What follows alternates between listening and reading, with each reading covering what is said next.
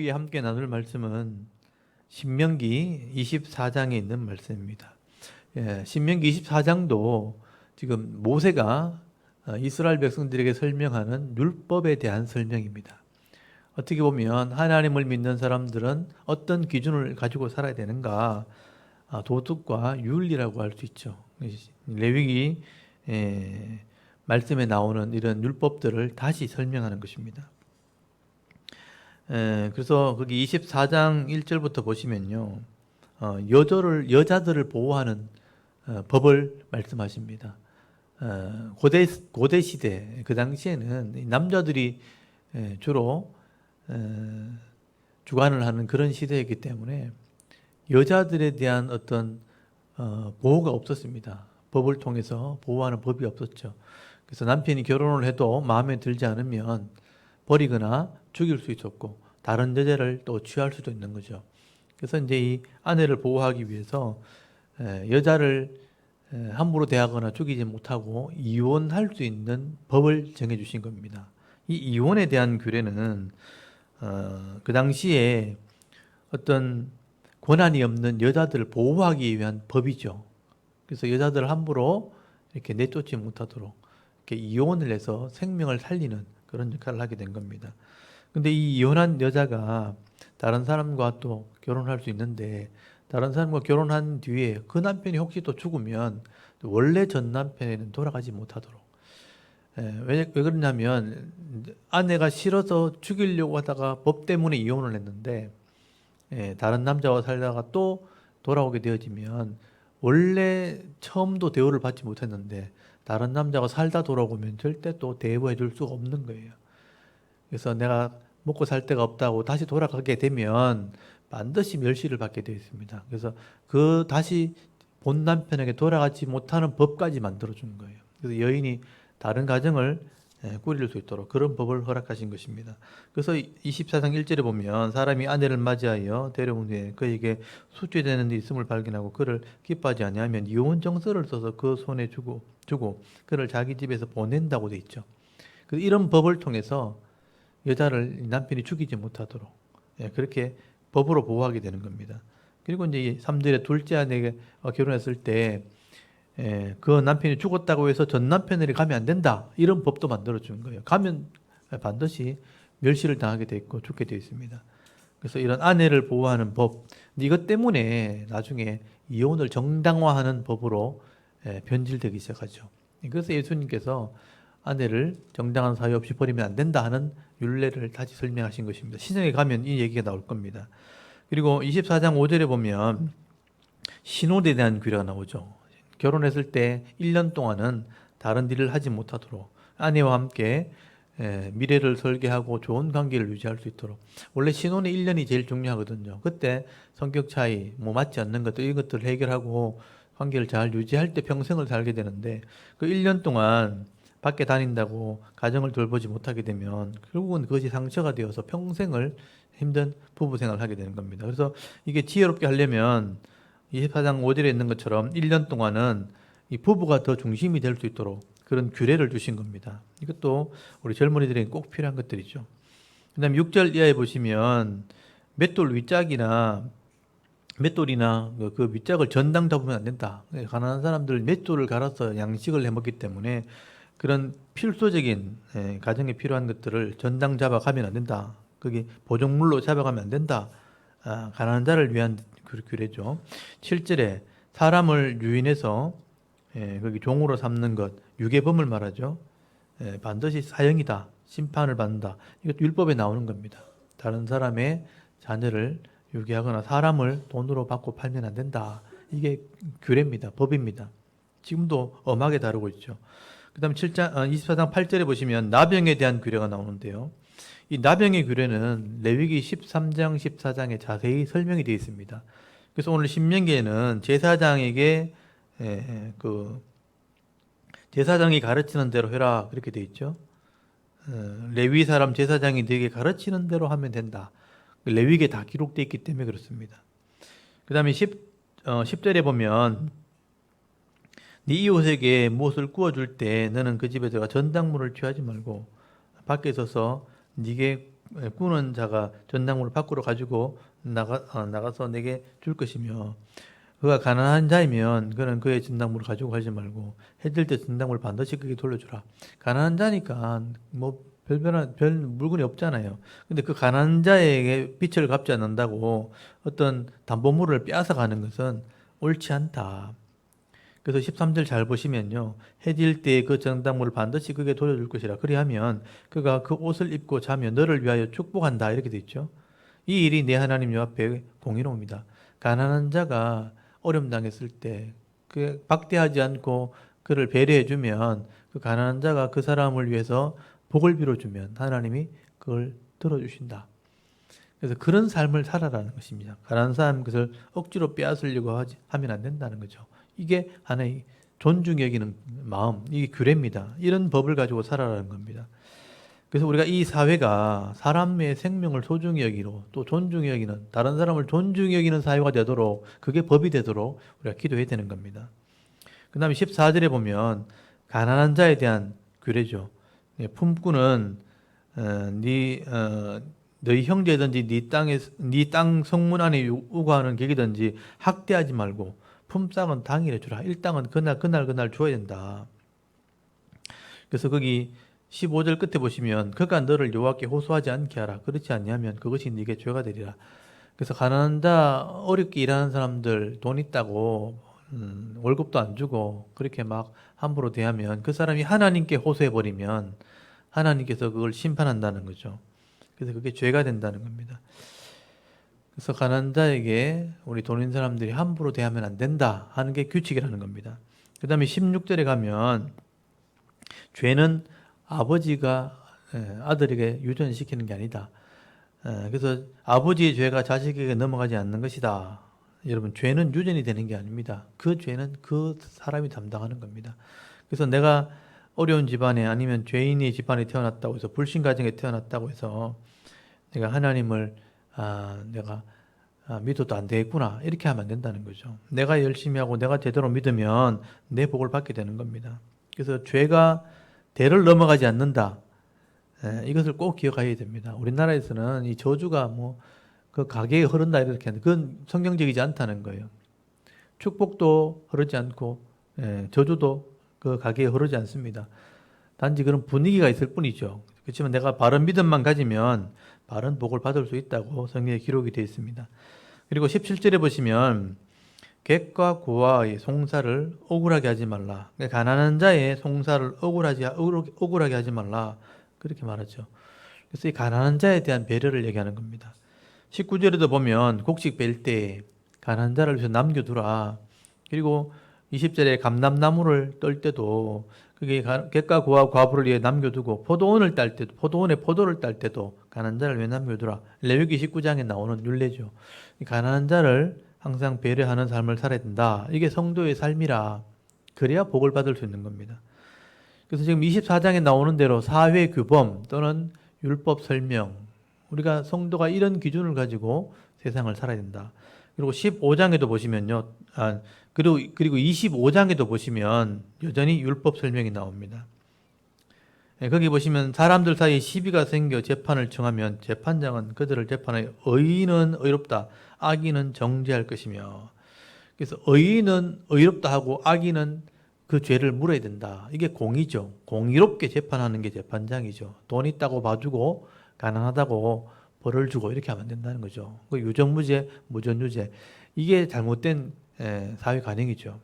그래서 공의롭게 재판장은 재판하고 이들의 악인들 태형을 줄 때, 벌을 줄 때도 당연히 벌을 줘야 되지만 거기 3절에 40대 이상으로 때리면 안 된다. 40 이상으로 때리는 것은 인격적이지 못하다. 사람에게 태형에도 한계가 있는 거죠. 그래서 형벌에는 반드시 그 한계가 있는 겁니다. 그 사람의 적당한 형벌을 취한다. 그리고 4절에 곡식 뜨는 소의 입에 막을 씌우지 말라. 소도 밭에서 일하면 밭에서 먹을 자격이 있다. 이런 의미죠. 그래서 밭에서 일하는 소의 입에는 망을 씌우면 안 된다. 나중에 이것은 교육자의 사례금을 설명할 때 이용이 되죠. 성소에 일하는 사람들은 제사장은 성소의 것을 먹을 수 있고 교회에 섬기는 사역자는 교회에서 주는 헌금으로 생활을 하도록 그 규례를 정해 주신 거죠. 그래서 이제 마음껏 세상 일을 하지 않고도 하나님께 헌신된 삶을 살 수 있도록 이런 사례금을 준비해 놨다. 이게 성경적인 원리입니다. 성도들이 헌금을 하면 그 헌금으로 사역자는 생활을 하고 사역자는 인생을 걸고 하나님 말씀을 가르치는 사명을 감당하게 되는 겁니다. 그리고 여기 5절 이하에 보면 계대 결혼법이 나옵니다. 이스라엘 백성들에게는 그 가정의 기업이 중요하기 때문에 만약에 아들이 없으면 그 형제가 아들을 낳아 주어서 그 기업을 잇게 해야 되는 거죠. 그래서 그 기업을 잃어버리지 않게 하는 게 율법입니다. 그래서 거기 6절에 보시면 그 여인의 낳은 첫 아들이 그 죽은 형제의 이름을 잇게 하여 그 이름이 이스라엘 중에 끊어지지 않게 하라. 그래서 그 기업이 그 자손을 통해서 계속 유지될 수 있도록 그래서 형제가 아들을 낳아 주어서 기업을 잇게 하라고 규칙을 정해줍니다. 그리고 그 형제가 만약에 죽어서 기업을 잃어버리게 되어지면 가장 가까운 사람들이 친족들이 그 기업을 물어주도록 되어 있습니다. 그 기업을 친족들이 물어주는 것, 그걸 고엘의 법이라 그러는데 만약에 이제 형제가 그걸 물어줘야 되는데 마땅히 할 일을 하지 않으면 네가 할 일을 하지 않았다 그래가지고 얼굴에 침을 뱉고 신발을 벗깁니다. 종처럼 취급한다는 거예요. 그래서 그걸 10절에 보시면 그런 사람들을 신벗김 받은 자의 집이라 그렇게 얘기합니다. 당연히 혈족 중에 가족 중에 어려움 당한 사람이 있으면 기업을 물어주고 도와줘야 되는 겁니다. 가족들이 도와주지 않으면 아무도 도와주지 않기 때문에. 그래서 나중에 룻기서에 가면 이런 엘리멜렉이라는 사람이 기업을 잃어버렸을 때 그 보아스라는 유력한 자가 그 기업을 물어주는 이야기가 나오죠. 이게 말씀대로 행하는 삶을 살 때 그 보아스의 집안이 복을 받게 되고 오벳을 낳고 이새가 태어나고 다윗이 태어나기는 되는 다윗의 할아버지가 되는 그런 은혜를 경험하게 됩니다. 그리고 11절에 보시면 남자들이 서로 싸울 때 여자가 남자의 음낭을 잡으면 안 된다. 생명을 출산하는 중요한 도구를 함부로 손대면 손을 찢게 된다. 이 생명을 출산하는 도구는 귀하다는 것입니다. 그래서 본인도 함부로 다루면 안 되고 다른 사람도 함부로 대하면 안 되는 것입니다. 그 다음에 13절에 보면 공정한 거래를 해야 된다. 두 종류의 저울추를 가지면 안 된다. 똑같은 물건을 달아주면서 가벼운 추, 무거운 추를 두면서 속이는 거죠. 그리고 14절 두 종류의 돼, 또 15절에 공정한 추, 공정한 돼를 사용해라. 그렇게 하면 15절 끝에 네 날이 장구하게 될 것이다. 장사하시는 분들이 공정하게 이익을 남기고 거래하게 되면 그 가게는 오래동안 장사할 수 있을 것이다. 쉽게 망하지 않는다는 얘기죠. 그래서 멀리 보고 장사를 해야 되죠. 잠깐 이익을 남기기 위해서 저울을 속이고 사람을 속이면 곧 소문이 나서 망하게 됩니다. 그래서 이제 공정하게 거래하게 되면 그 날이 길게 될 것이라 이것을 꼭 기억한다. 그리고 17절에 보시면 아말렉에 행한 일을 내가 기억한다. 이 아말렉은 아말렉 족속인데요. 가나안 족속입니다. 이스라엘 백성들이 출애굽할 때 힘이 없어서 연약해서 뒤에 쳐지는 사람, 몰래 따라가서 쳐 죽인 사람들, 하나님께서 이 아말렉 족속을 대대로 기억한다 그랬어요. 그래서 이 아말렉과 싸우겠다 그렇게 말씀하셨는데 이게 사탄의 속성을 가진 족속입니다. 그래서 하나님이 여호수아와 이 아말렉을 전쟁할 때 손을 들면 이기게 하셨고 그 아말렉과 대대로 내가 싸우겠다. 그래서 여기 19절 제일 끝에 보시면 너는 천하에서 아말렉에 대한 기억을 지워버리라. 너는 잊지 말지니라. 그래서 이 아말렉을 하나님께서 멸절하겠다, 없애겠다 그렇게 말씀하셨거든요. 이 사탄을 상징하기 때문에 그렇습니다. 그래서 사탄은 종말 때까지 항상 힘없는 사람, 연약한 사람, 믿음 없는 사람, 그러니까 제대로 신앙생활 안 하고 뒤에 처진 사람들, 이런 사람들을 유혹합니다. 그래서 여러분 공동체에서 교회에서 사람들이 신앙생활하고 열심을 낼 때 그 뒤에서 처져가지고 자꾸 따라다니는 사람들은 사탄의 유혹을 받기 딱 좋다는 거예요. 의심하게 만들고 불신하게 만들고 불평하게 만들어서 결국은 자기 믿음도 잃어버리게 만들고 또 실족하게 만든다는 겁니다. 그래서 자기가 자꾸 뒤에서 공동체에서 처지는 사람들은 나중에 사탄의 미혹을 받을 가능성이 굉장히 많다는 거죠. 이 아말렉 족속처럼 하나님 백성을 치는 사람이 있다는 거죠. 하나님이 대조로 멸하시지만 스스로 무너지면 망하게 되는 겁니다.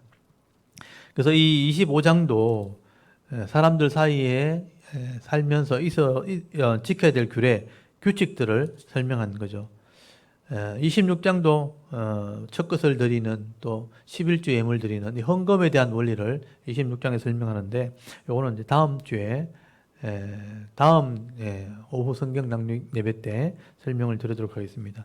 오늘 신명기 24장과 신명기 25장은 하나님과 언약한 백성에게 주시는 율법에 대한 설명, 윤리에 대한 기준 이렇게 보시면 돼요. 그래서 이 정도 규칙을 알고 내가 사람들을 대하고 또 하나님 말씀을 따라 순종하게 되면 하나님께서 내 가정에 또 내가 하는 일들에 복을 주시겠다 약속을 하신 겁니다. 그래서 이 말씀을 내 마음에 잘 새겨서 잘 박힌 목과 같이 간직하게 되면 말씀대로 복을 받도록 약속이 되어 있습니다.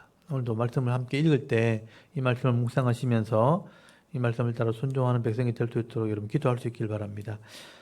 일단 24장 말씀을 25장 2장 말씀을 우리가 낭독을 하도록 하겠습니다. 눈으로 잘 보시고 묵상하시기 바랍니다.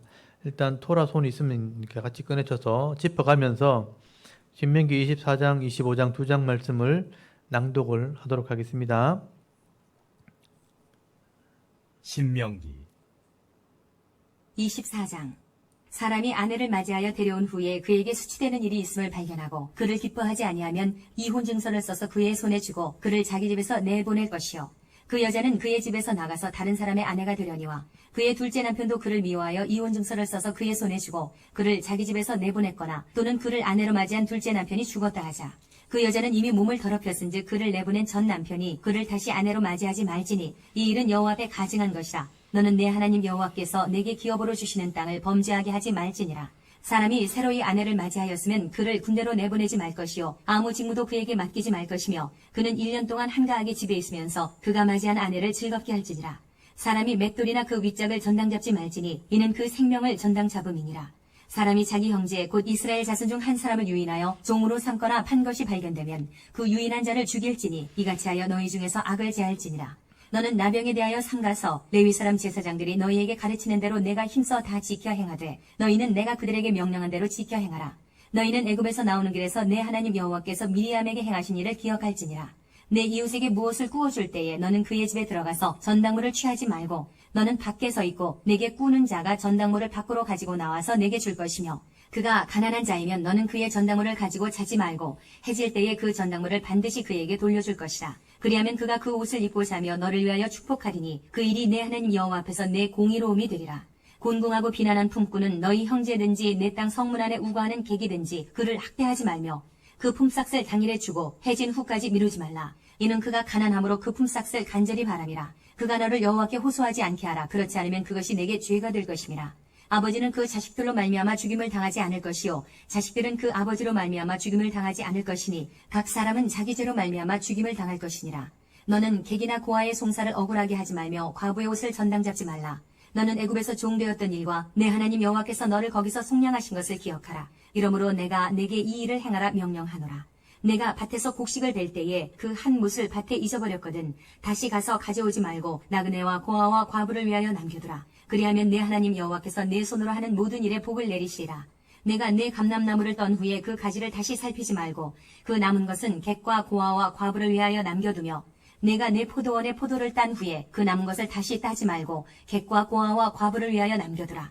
너는 애굽 땅에서 종되었던 것을 기억하라. 이러므로 내가 내게 이 일을 행하라 명령하노라. 아멘. 25장 사람들 사이에 시비가 생겨 재판을 청하면 재판장은 그들을 재판하여 의인은 의롭다 하고 악인은 정죄할 것이며 악인에게 태형이 합당하면 재판장은 그를 엎드리게 하고 그 앞에서 그의 죄에 따라 수를 맞추어 때리게 하라. 40까지는 때리려니와 그것을 넘기지는 못할지니 만일 그것을 넘겨 매를 지나치게 때리면 네가 내 형제를 경히 여기는 것이 될까 하노라. 곡식 떠는 소에게 망을 씌우지 말지니라. 형제들이 함께 사는데 그중 하나가 죽고 아들이 없거든 그 죽은 자의 아내는 나가서 타인에게 시집가지 말 것이요 그의 남편의 형제가 그에게로 들어가서 그를 맞이하여 아내로 삼아 그의 남편의 형제된 의무를 그에게 다 행할 것이요 그 여인이 낳은 첫 아들이 그 죽은 형제의 이름을 잊게 하여 그 이름이 이스라엘 중에서 끊어지지 않게 할 것이니라. 그러나 그 사람이 만일 그 형제의 아내 맞이하기를 즐겨하지 아니하면 그 형제의 아내는 그 성문으로 장로들에게로 나아가서 말하기를 내 남편의 형제가 그의 형제의 이름을 이스라엘 중에 잊기를 싫어하여 남편의 형제된 의무를 내게 행하지 아니하나이다 할 것이요.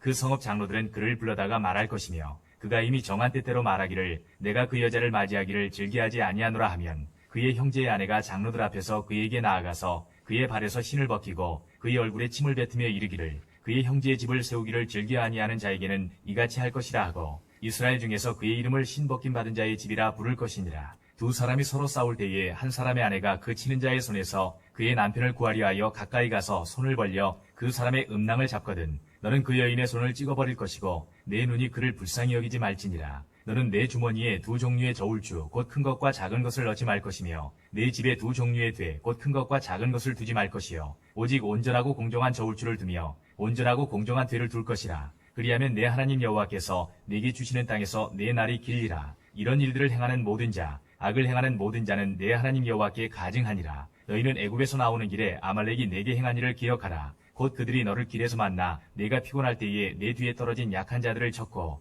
하나님을 두려워하지 아니하였느니라. 그러므로 내 하나님 여호와께서 내게 기업으로 주어 차지하게 하시는 땅에서 내 하나님 여호와께서 사방에 있는 모든 적군으로부터 네게 안식을 주실 때에 너는 천하에서 아말렉에 대한 기억을 지워버리라. 너는 잊지 말지니라. 아멘. 오늘 여기까지 읽도록 하겠습니다. 이렇게 율법을 설명해 주시는 이유는 세상에 들어가면, 이 가나안 땅에 들어가면 하나님 믿지 않는 사람들은 자기 욕심대로 죄를 지으며 살아가기 때문에 그런 사람들 속에서 이런 기준을 가지고 살아갈 때 하나님 백성으로 복을 받게 되도록 약속이 된 거죠. 그게 우리의 신앙이고 우리의 믿음입니다. 그래서 우리 성도들은 이런 말씀들을 기억을 하고 있어야 되는 거예요. 그래서 사람들 사이에 이렇게 직장 생활할 때, 결혼 생활할 때, 또 사업을 할 때 이런 하나님 말씀을 따라 순종하면 네 날이 장구하게 될 것이고 하나님이 손으로 하는 일에 복을 준다고 약속이 되어 있습니다. 우리 그 믿음으로 오늘 살아가야 되는 거죠. 또 자칫 잘못하면 또 세상 사람들 섞여서 그냥 살아가기 쉽다는 거예요. 그래서 매일마다 이 말씀을 묵상하시면서 이런 죄를 짓는 삶이 아니라 말씀대로 순종할 때 하나님을 기쁘시게 하고 또 복을 받는 하나님 백성 되게 하옵소서. 그래서 그 나라와 그 의를 위해서 기도해야 되는 겁니다. 그러면 하나님께서 우리의 필요를 아시기 때문에 더해 주실 것이라. 우리가 부족하지 않도록 채워주시기로 준비해 놨다는 거죠. 그래서 준비해 놓은 복을 받는 성도가 복 있는 겁니다. 그래서 우리 자른교회 성도들 이 말씀을 기억하시면서 오늘도 하나님 말씀대로 순종할 때 더해주는 은혜가 있게 하옵소서. 더 큰 은혜를 받는 성도가 되게 하옵소서. 함께 기도하고 일주일 동안 삶 가운데 또 승리하실 수 있기를 바랍니다. 다 같이 자신을 위해서 한번 기도드리겠습니다.